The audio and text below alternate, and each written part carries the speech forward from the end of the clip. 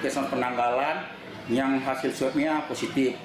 Oleh karena itu, ada 40 orang staf kita yang sudah dilakukan swab dan akan menyusul sampai siang ini sampai selesai sebanyak 76 orang staf puskesmas yang akan diswab semua.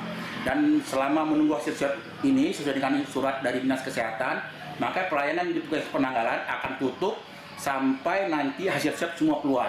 Dan untuk masyarakat yang melakukan pengobatan ke Puskesmas Penanggalan bisa melakukan pengobatan atau pelayanan kesehatan di Puskesmas Simpang Kiri atau di Puskesmas Jontor sesuai dengan instruksi dari Dinas Kesehatan. Oleh karena itu saya anjurkan kepada seluruh masyarakat tetap patuhi protokol kesehatan.